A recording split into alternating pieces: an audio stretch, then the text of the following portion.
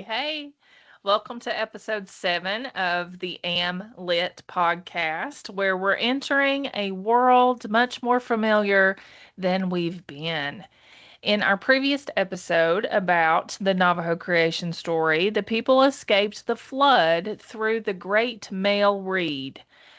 The flood had followed them because Coyote, first angry, secretly stole the two children of Big Water Creature during the rescue of the missing daughters. Although the people celebrated the return of their own children, they did not yet understand that another family had been harmed in the process. Now, the people merged into the fourth or white world. Arrival, however, does not automatically mean safety. The unresolved wrongdoing from the third world follows them a little bit upward. Before the people can truly begin life in this new place, they must face what Coyote has done, and then they must find a way out of the water surrounding them. Finally, they can build a home. As we listen in this episode, consider this guiding question. What must a community do before it can truly begin again?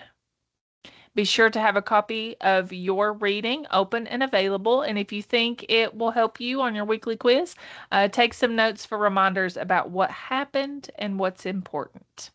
So let's start in the fourth world.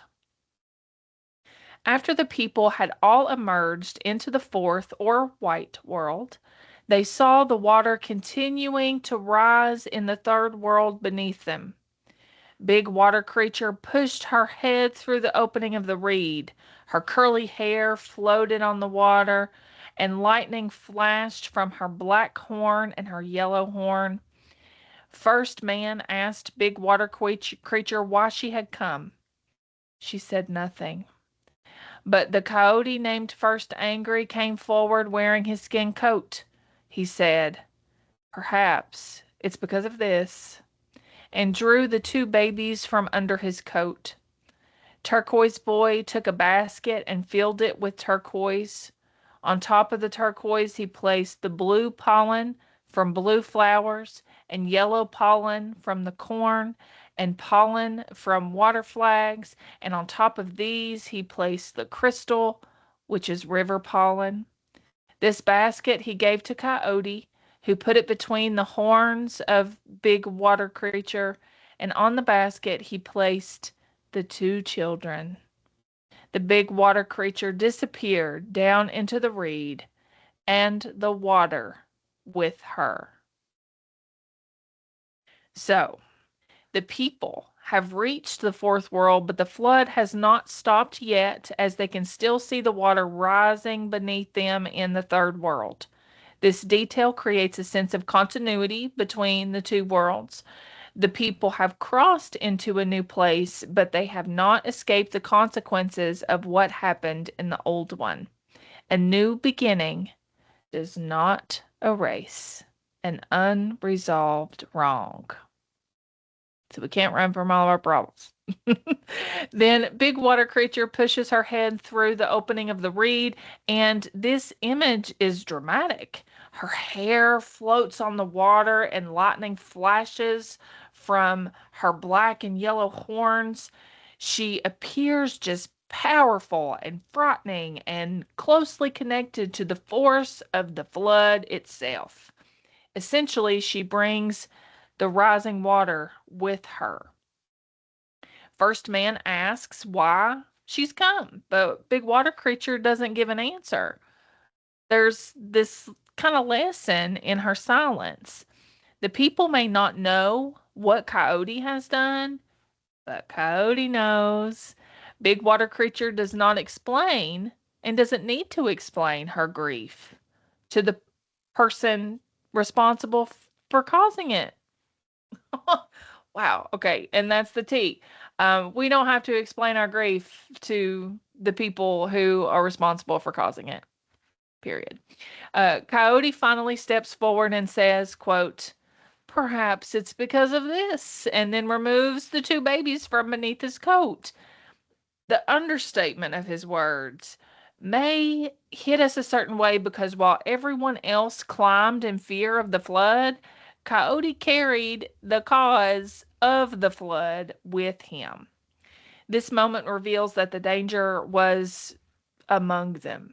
The community was carrying the unresolved wrong into this new world. So to us, this means that to our own detriment, we may change locations without changing our behavior to our detriment. We know well that we like to escape a crisis without confronting the cause, but what remains hidden will follow us. Coyote's confession ultimately exposes the danger of secrecy because everyone suffered the consequences. And once again, the story shows that individual actions can affect an entire community. A private wrongdoing becomes a public danger. Turquoise Boy then prepares a basket and fills it with just all this beautiful stuff of with turquoise and layers of several types of pollen on top, blue pollen for flowers, yellow pollen for corn, of which I'm allergic, by the way, and other pollen from water plants plus crystal, described here as water pollen. Isn't that lovely? Crystal. Like, and we know that a glass is crystal because it makes a certain sound and it's connected to the river. Oh, beautiful.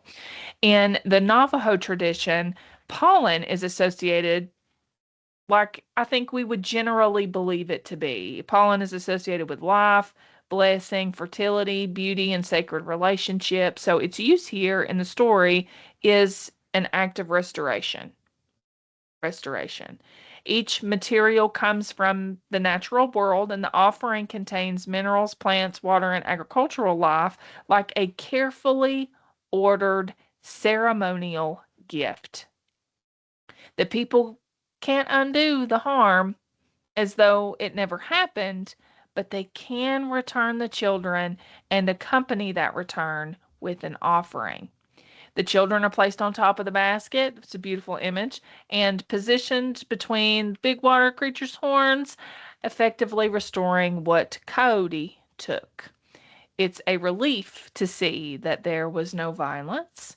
The danger ends when the wrong is corrected without asserting dominance. Big water creature then disappears down through the reed and the water recedes with her. This makes the relationship between the theft and the flood unmistakably one of grief, pursuit, and the disruption of a relationship. The resolution here teaches us that peace requires accountability. Accountability is that willingness and positioning to self reflect, see what we've done wrong, what we can do right, how to make it better, and assume some responsibility. And it complicates the way we understand big water creature. Earlier, she took the two daughters beneath the water. And that action frightened and harmed the human community, but she is also a mother whose children were stolen. When it would be easy to reduce big water creature to a monster, the story elevates her anger, her a mother's anger, as a legitimate cause for catastrophe. So her feelings are valid and justified. Such complexity matters because the narrative asks us to consider harm from one point of view and then another point of view. That complexity. Balance is restored when they treat one family's grief as equally important to another. All right, so let's continue into the fourth world. Read with me. They saw that they were on an island in the middle of a bubbling lake, surrounded by high cliffs. At first, the people could not find a way to get across the water to the shore. They called on Water Sprinkler to help them. He had brought 4 great stones with him from the third world. He threw one to the east. When it hit the cliff wall, it broke a hole through it, and water began to flow out of the lake. He threw a stone to the south. He threw one to the west, and to the north he threw one. Each stone created a hole in a cliff, and the water of the lake became lower. A lane now connected the island to the shore to the east, but it was deep with mud. The people called on Smooth Wind to help them. He blew steadily for a long time, and finally the people were able to leave the island. Dried it up. Once the immediate danger has passed, the people look around and discover that their new world presents another problem. They're standing on an island in the middle of a bubbling lake. High cliffs surround the water. They have emerged, to be sure, but they are trapped. This continues the pattern we have seen through this Navajo creation story. Entering a new world requires some adaptation because they don't yet know how to live in it.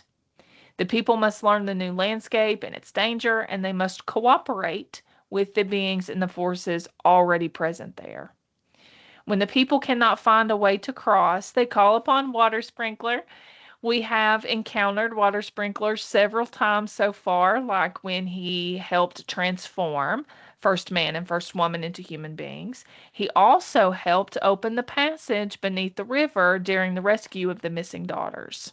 Now, Water Sprinkler has carried 4 great stones from the third world, so they're not entering the fourth world empty-handed. Good job, Water Sprinkler.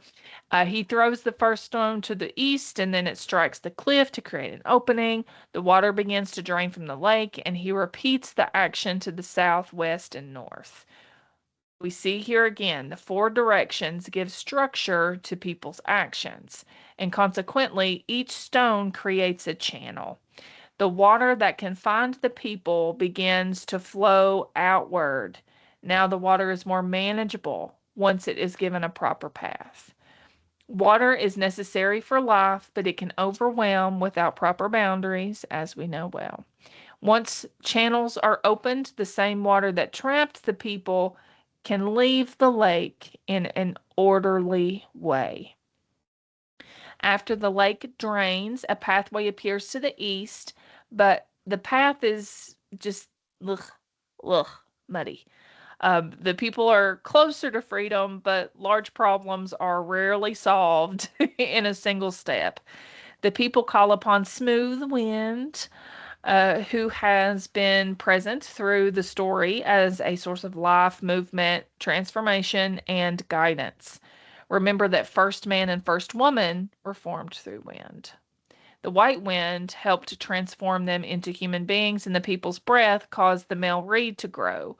Now, smooth wind prepares the earth beneath their feet through a steady blow for a long time. The path becomes usable through everybody's patience and continued effort. The steady, patient work here will pay off as it often does in life. Eventually, the ground becomes firm enough for the people to leave the island. Their journey into the fourth world is now complete, and once again, they reach safety through cooperation. Now let's return to the text to look at the last paragraph in this section entitled The Fourth World. First man and first woman build a hogan to live in. It was not like a hogan of today.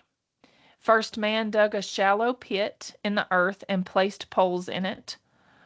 For the main poles, he used 2 parts of the black bow. One pole he cut from the male reed, one pole he cut from the female reed. The structure was covered with earth and grass. First woman ground white corn, and they powdered the poles and sprinkled cornmeal inside the dwelling from east to west. First man said, "May my home be sacred." and beautiful. And may the days be beautiful and plenty. This was the first Hogan raising ceremony. All right, folks. So after floods, cliffs, mud, and migration, the story shifts toward the first man and first woman building a home, creating stability. And so until this point, the people have repeatedly moved from world to world, crossing water, climbing through openings, and escaping disaster. Building a Hogan suggests that they're finally beginning to establish a lasting relationship with place, and I can't help but get emotional about that. Um, it's been a long time coming. So the text explains that this first Hogan, the traditional dwelling of the Navajo people, was not exactly like the Hogan of today. That comment connects sacred history with continuing cultural practice. First man digs a shallow pit in the earth, insinuating an intimate relationship between the dwelling and the land. The first man then places poles within the pit. Two poles come from black bow, one comes from male reed, another from female reed. These materials connect the new home to earlier events and sacred objects. The use of both male reed and female reed also restores the balance disrupted during the separation of men and women, as a home requires both in this tradition. The structure is then covered with earth and grass, which shows us that the ideal is to work with the earth to create shelter. This first Hogan can therefore be understood as a miniature version of the whole world. It's got structure, it has direction, it has balance, soil, like dirt, plant life, male and female elements, sacred materials, and not the least of these is human intention. First woman then grinds white corn, bringing the food back to the center of the story when it has accompanied the people since the formation of first man and first woman and represents nourishment, life, continuity, and sacred blessing. First man and first woman powder the poles and sprinkle cornmeal inside the dwelling from east to west, just as the loom for weaving was oriented from east to west. The home is blessed through ordered movement. East is often associated with dawn and beginnings, so moving east to west can suggest the movement of the sun across the sky, and the blessing therefore connects the life of the household to the daily cycle of the world. Oh, God. Oh, the purity and wholesomeness of that just helps me breathe a little easier. The first man's it's a prayer. I know that's something that he says, but it reads in words and structure like a prayer, and it's powerful. Quote, "May my home be sacred and beautiful, and may the days be beautiful and plenty." When we today may pray for wealth or power or control, he asks for abundance, including what is beautiful and what is sacred, beyond the aesthetic to a good, harmonious life of living that endures. Effectively, this becomes the first Hogan raising ceremony that marks the people creating their own traditions that will shape the lives of their descendants. And so, this emergence and settlement into the fourth world emphasizes home as a sacred place, one where the universe is brought into balance on a smaller scale, mirroring the larger order of creation. I'm getting emotional again. Oh my gosh, because we long for home. This is a very different viewing of a house as private property alone. It's open and communal and less possessive. It's open for everybody, just like the world. And as we finish this episode, remember the question that I posed at the beginning. What must a community do before it can truly begin again. So, first, it must confront what it has carried with it, the baggage. Coyote's hidden theft prevents the people from escaping the flood, and only when the children are returned can the waters recede. Next, they create a home. First man and first woman build with earth, grass, sacred reeds, cornmeal, prayer, and balance. The first structure of the fourth world is a sacred dwelling, demonstrating a healthy relationship with the past, the land, and one another. Gosh, we're so relieved, right? The people have now entered the fourth world, and their work, it feels so, like I said, wholesome, and it's open, and it feels final. Oh, but there's a lot of story left. Their work is far from finished. They still must learn the shape of this world that they've entered, establish order within it, and confront the consequences that have traveled with them from the world below. So thanks for tuning in to this episode of the AmLit podcast. I'll see you soon to explore more of the fourth world. Take care.